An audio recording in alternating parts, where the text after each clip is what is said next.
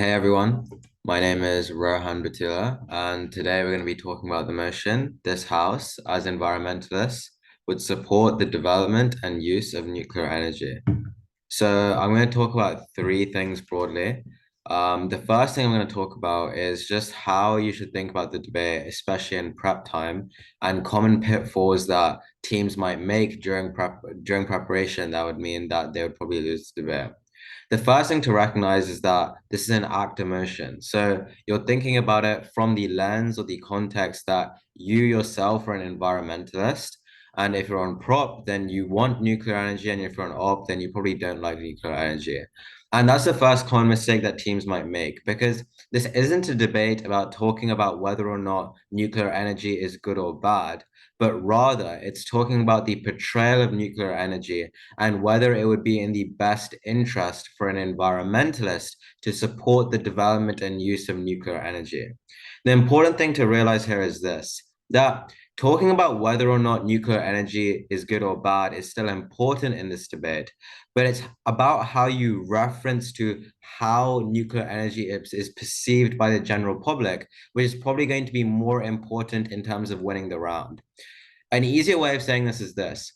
Even if you prove that, say on proposition that nuclear energy is a good thing and that it would probably save the environment, all opposition have to show is that even if nuclear energy is a good thing, but people don't like nuclear energy and are scared by nuclear energy, then to that end, even if you support nuclear energy as an environmentalist and it would do good things, to the point at which people are scared of it and are unwilling to act on it, then even if nuclear energy is good, you're not going to win the debate because you also need to show why people are going to buy into your movement or going to support you to the extent to which you're thinking about you as an actor or as a movement and what you want to do. So first thing to realize is that you are an environmentalist, and as a result, you have to think from that context or from that lens. The second thing to think about when you're setting up the debate is you want to characterize what supporting the development and use of nuclear energy actually looks like. Here's a few things that proposition can do. The first thing proposition could do is say that environmentalists will lobby for new power plants to be built. That's very basic. That's something that would support the use of nuclear energy. But there are other more clever things that proposition could also say that would make it much easier for them to win the debate. It looks like saying raising awareness about how safe and reliable and relatively cheap nuclear energy is in like reference to other energy sources. It looks like saying you want more research and development into new nuclear technologies. For any of you with a physics or science background, you might know that currently how nuclear energy works is through nuclear fusion. But there are huge scientific experiments, especially in Europe, to try and develop a new form of nuclear energy called nuclear fission, which would solve all the problems that currently nuclear fusion has, insofar as if a nuclear fission reactor breaks down, it doesn't explode and there's no nuclear fallout because instead of breaking apart atoms, you're putting atoms together. And as a result, you're not going to have the same meltdown that you would have in a nuclear fusion reactor. So if you did have that science background, you could say about new research and development in new nuclear technologies, which would be even better. And so that's things that proposition can do in order to make it much easier for them to set up the debate and make it much easier for them to have a good ground upon which the environmental movement from now on can talk about nuclear energy. So that's a good platform that proposition can use in order to help them win the debate because supporting the development and use of nuclear energy is incredibly vague in the motion. And as a result, it gives teams a huge opportunity to actually stand up and talk about what that might mean. In the absence of doing that, you let the other team dictate for the debate what supporting the development and use of nuclear energy actually looks like. And as a result, you're unable to use your own supportive characterization and framing. What might opposition say in order to like set up the debate and say, actually, no, proposition is incorrect about how environmentalists would support the development and use of nuclear energy. Here's what would actually happen instead. I think what's important for opposition to do is to challenge the perfect idealized version of how nuclear energy is going to be presented. And I think that's incredibly important because a lot of proposition teams, especially in world schools, take fiat power to a great extent, especially when the motion is incredibly vague. And it's important for many opposition teams to challenge the characterization and framing that proposition teams present. And an important thing to notice in world schools is a lot of teams, especially at the top, will never explicitly say that they're doing characterization or they're doing framing, but rather talk about it through their rhetoric and the way they portray their arguments. And so there's some sort of implicit way that they're speaking, which makes it sound like, for example, in this debate, nuclear energy is being framed in a certain way. That's how top speakers get away with saying different kinds of things, because they're able to implicitly tie these things into the way they're speaking and the rhetoric that they use. So in opposition, it's important to call out the way nuclear energy is being presented on side proposition. And actually, you should talk about how it's realistically going to manifest. How is the media likely to portray it when environmentalists are supporting the use of nuclear energy? There are very obvious examples that spring to mind if you're an opposition team, places like Chernobyl, places like Fukushima. And it's impossible for proposition to ignore these examples. And if you're a proposition team and an opposition team sets up the debate and says that, look, realistically, people are going to be incredibly scared of nuclear energy, the media is going to portray it in a negative light, etc., and it's not going to be as fairy tale as propositions say it is. On proposition, you have to be cognizant to the fact that realistically, nuclear energy has failed in the past, and there have been huge economic and consequences that have resulted from the use of nuclear energy. So on proposition, it's important not to ignore examples like Chernobyl and Fukushima, but rather say things like how the world of nuclear energy has learned from those mistakes, or how dangerous other fossil fuels and other forms of other forms of energy are. So instead of ignoring the things that might damage your case, it's important to tackle them head on and try and turn them into positive material. So that was a few minutes of recognizing that this motion is an actor motion, and second, about how you set up the debate. Because at the end of the day, this is a debate that's incredibly focused on rhetoric and portrayal and the way that the judge sees how an environmentalist would act. And as a result, teams should probably spend a lot of time thinking about how they want to set up the debate, thinking about what they want this development and use of nuclear energy to look like, and then making their arguments from that point onwards. The next thing we're going to do is just look at arguments that you could make. And in an actor motion, the easiest way of looking at how to generate argumentation is just to look at the incentives of the actors that you're looking at. So essentially, you just want to look at the incentives of environmentalists. And again, in this actor motion, it's fairly simple to see what the incentives of these actors might be. In this debate, the incentive of an environmentalist is probably A, to promote their image and get more buy-in for the environmental movement. So let's consider that first. What might propositions say in order for environmentalists to get better image or have more buy-in? The first thing that you're going to say is that realistically, the people that you're trying to convince, the people that you're trying to sway, aren't going to be the type of people who are going to be fear-mongered into believing that nuclear energy is bad or dangerous. You can probably assume that the people that you're trying to convince to join your movement lie on some sort of reasonable scientific background. And the important thing to notice about that statement is that this is a very common thing, especially in British parliamentary, if you've done that format as well, is to realize that a lot of debates happen at the margins, and a lot of debates, especially at the moment, occur with people talking about moderates or people talking about people who are likely to be swung or people in the middle. And again, when you're talking about social movements, when you're talking about environmental movements, a very basic mechanism that teams will use is just talking about the moderates or the people in the middle. And so characterizing who these people might be instead of just saying the moderates is an incredibly powerful way to make it much easier for you to win the debate. Because insofar as you characterize the people in the middle as having some sort of reasonable scientific background, then it's much easier to convince a judge that these people aren't going to be convinced by a media that is probably going to scare them away from nuclear energy.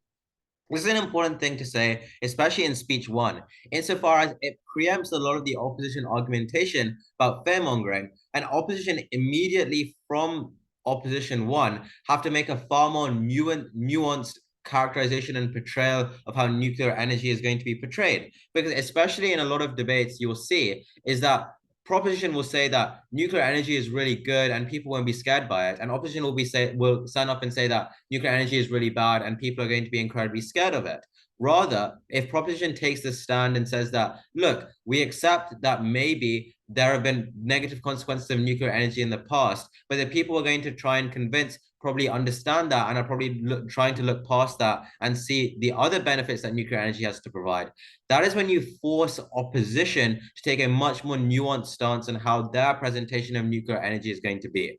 So at the end of the day, what you have to realize is by being charitable to the other side and taking a nuanced characterization of what a debate actually looks like, a judge is far more likely to look at your team in a far more favorable light instead of just asserting your side of the motion and saying that the other team is wrong. So be charitable and take nuanced portrayals of the debate and use that nuance to try and convince the judge that you are correct. The second thing that you might say on proposition is that it's probably quite easy to like illustrate or advertise the advantages of nuclear energy. And the reason for that is because nuclear energy doesn't rely on external weather conditions, right? So if you compare it to other renewable energy sources like wind or solar power, the issue is those are incredibly variable insofar as they depend on the weather. But nuclear energy, if you look at any grid that uses nuclear energy, for example, in the UK, where I'm from, nuclear energy supplies 20% of the power to the UK day and night, 24/7, 365 days a year. It doesn't matter whether it's winter or summer or spring, because nuclear energy doesn't depend on those external conditions. So that's one way you can advertise nuclear energy to people and say that, look, it's incredibly dependable and it's incredibly reliable. And the reason that is important, again, when you make a mechanism, you want to say why a mechanism is important when you impact it, is because there's incredible global energy insecurity, especially in Europe and especially in the world right now, in the context of like a war between Russia and Ukraine, in the context of future oil and gas markets looking ever and ever more uncertain. As a result, it's very easy as for you as an environmental movement to say that you want a reliable and dependable energy source and that fossil fuels are no longer the reliable and dependable energy source that the world has relied upon for so many years. So it's very easy for environmental movement to frame nuclear energy as the new backbone of the global energy system. Again, this is a powerful characterization and portrayal of what nuclear energy is going to look like, insofar as you point out the flaw in the alternative or the opposition to nuclear energy or the opposition to environmentalists, and you point out why you win as an environmentalist because you're able to beat out the people who support fossil fuels and oils on the very same metric that fossil fuels have been using for years, because fossil fuels, the way that they've advertised themselves as, there are huge, plentiful resources of fossil fuels. It's never going to run out. They're incredibly reliable. And as a result, you should probably use them. So in that end, you can frame nuclear energy as the new way of being reliable and dependable. The third thing you could probably say on proposition, and this is a very big mechanism that's often used in environmental debates, is this idea of like NIMBYism. And what NIMBYism means, or what NIMBY stands for, is not in my backyard. And what this has to do with the environmental movement is a lot of people support the environment and are happy to help the environment to the extent to which it doesn't impact their lives, which is why a lot of people in theory would be very happy with like supporting solar panels and wind turbines and nuclear power stations. But if you tell them that you're going to put a wind turbine in their backyard, that's probably the point at which they probably turn and say, you know what, I'm fine with using coal or oil. So that's an important concept. And you can use this to your advantage, because if you compare nuclear energy to other forms of energy that environmentalists might use instead, think like wind turbines, solar panels, etc., a lot of these things like wind turbines, you need far more of them to feed like a certain number of people in a population, which means that necessarily you're going to need to convince a lot more people to put a wind turbine near their backyard, as opposed to one nuclear power station that you could frame in proposition that goes in the middle of nowhere that isn't going to affect other people. to that end, if you can show that one nuclear power station is equal to, say, many solar panels and many wind turbines, and that people are opposed to having, especially these energy sources very close to home, one nuclear power station is probably better than a lot of wind turbines because more people are going to be happier with one nuclear state power station in the middle of nowhere than wind turbines closer to their home. What might opposition say in terms of image and media buy-in? I think the opposition arguments under this side are a lot more apparent. The first thing to notice is that the adverse effects of nuclear energy is incredibly scary, and it can very easily be portrayed and twisted by the media. And the first thing to notice here, or the first thing to characterize here, is that a lot of teams will talk about the media in a very abstract sense. Like the media will say this, the media will do X, Y, and Z. But what we have to realize is that the media also has incentives, and the media also is probably like controlled by certain groups of people. So a powerful way opposition can make this mechanism or argument far stronger is to say that, look, who controls the media? Probably huge fossil fuel and oil companies like ExxonMobil because of the amount of capital they have. And so if ExxonMobil sees environmentalists lobbying for nuclear energy, that is a very easy target for companies like ExxonMobil via the use of the media to target environmentalists to the extent to which they can just point out the examples like Chernobyl and Fukushima. They can point out countries like France who have a huge amount of nuclear energy and nuclear power stations who ship out all of their nuclear waste to Siberia, and it's been in the news recently. So there are huge adverse effects of nuclear energy that can very easily be shone a spotlight on by the media. And you can easily show as an opposition team that even if environmentalists have the best intentions, and even if environmentalists can try and show nuclear energy in a good light, all you have to show in opposition is to say that no matter what Greenpeace does, no matter what climate change activists at rallies say, at the end of the day, on like national or big media outlets, if they're the ones being controlled by fossil fuels, then you don't want to stand up for a source of energy that can very easily be villainized and very easily be turned against you. So these big oil companies or these big media companies may use nuclear energy as a scapegoat to like basically mock the entire environmental movement. And what you have to do here as an opposition team is notice and engage with the comparative that you are still an environmentalist. You still want to help the environment, but you just don't want to do it through the mechanism of nuclear energy. And that's important because now you have to compare how the media sees nuclear energy to how the media sees, for example, what might be the opposition alternative, for example, solar panels or wind turbines.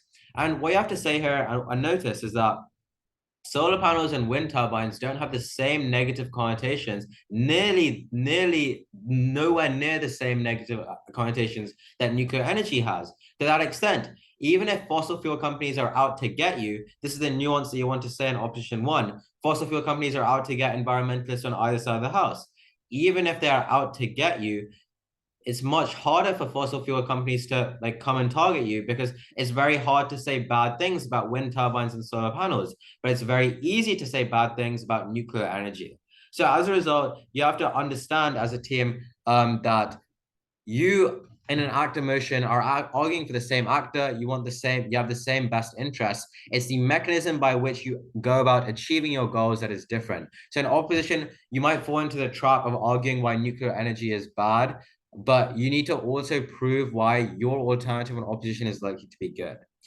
The final thing that we're going to discuss is that it's good enough to talk about buy-in and image, but you have to realize why that is important in the grand scheme of the debate. Because buy-in is important for environmentalists insofar as it means that you get more support for the movement, which means that you might get more funding, which might give you more lobbying power, which might give you more of an ability to enact change in the future, which at the end of the day, as your final goal of the environmentalist movement, which means that you probably are more likely to better help the environment or better save the environment. So to that end, you probably need to do maybe 10 seconds of work to show why buy-in is important. But given that buy-in is probably something that both teams are trying to argue upon or win on, it probably isn't going to be a key factor in the round. So what's important to note here is that in some debates, arguing why the impact of your argument is more important than the opposition's impact is an incredibly important thing, especially in second and third speeches. But in this debate, it's less important because you're arguing for the same person. And as a result, you have the same best interests. Again, what we want to do at the end of the day is help the environment. So the final thing that teams might want to consider is whether nuclear energy actually helps the environment. So this is a very good even if case for both proposition and opposition.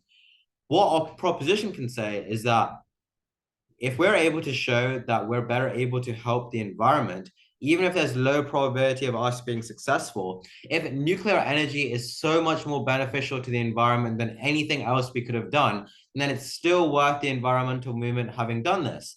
There are many reasons why nuclear energy might massively help the environment. I've already said a few, like how Europe is so incredibly globally energy unstable, how new technologies in nuclear energy, especially in fission, might be the new wave of energy and renewable energy. And as a result, those are reasons why you might help the environment. In opposition, you might say that nuclear energy won't actually help the environment because it requires huge sunk costs in research and development that often developing countries might not be able to access. That's an incredibly nice argument for an extension when you talk about how different types of renewable energy are more accessible for different types of countries. And as a result, some nuclear energy is only accessible to, for example, very developed countries because they require huge amounts of research and development, sunk costs, scientists building these power plants, etc. So at the end of the day, the final impact that both teams are trying to get is that you're both trying to help the environment. So the final round of impacts you're trying to consider is, does nuclear energy actually help the environment, and is it better than the alternatives? So here, what are the key takeaways to take away at the end of thinking about this debate? The first key takeaway is to realize is that the round is a lot about portrayal and rhetoric, and this is incredibly important. Often the way that you speak about nuclear energy in your speech mirrors the kind of perception that you're trying to say people view nuclear energy in the status quo, and that's how you convince the judge. What does that mean? It means that in proposition, the way that you're trying to speak about nuclear energy is incredibly positive. Like you're trying to speak about nuclear energy in a very positive light and talk about all its good things and be very excited and exuberant about nuclear energy, because that mirrors the way you probably want nuclear energy to be presented in the real world. If you're in opposition, you want to speak about nuclear energy in an incredibly wary tone. You want to talk about it as if it's something to be scared of, as if it's something to be skeptical of as if it's something dangerous. So in that way, you want to use your rhetoric and portrayal of nuclear energy to mirror the way that you want nuclear energy to be perceived. Again, world schools obviously isn't judged on the implicit rhetoric that you use, but the implicit rhetoric that you use goes a long way into subtly convincing a judge of the characterization and framing that you're using for the round. And given this is a round that is incredibly dependent on the characterization, framing, and setup, it's probably important for you to do this. The second key takeaway is to realize is that the round is not about whether or not nuclear energy is good or bad, but considerations of whether nuclear energy is good or bad is good insofar as you tie that back into whether or not it will help the environmental movement. And the final key takeaway is to realize is that the weighing metrics for this round are extremely, extremely clear. So in the whip and reply speeches, it is important to again bring up the incentives of environmentalists, talk about what those incentives are, how each teams interact with those incentives. Both teams probably are going to agree on the incentives of environmentalists. So for reply speeches and whip speeches, the way your whip collapses is probably going to be extremely clear. And the areas upon which you're winning as a team are probably going to be extremely clear. So the way you win is not by the minutia weighing metrics that you use because they're very clear, but rather on the overall characterization and framing that you're trying to convince the judge of. I hope that made sense, and I look forward to coaching you guys in the winter.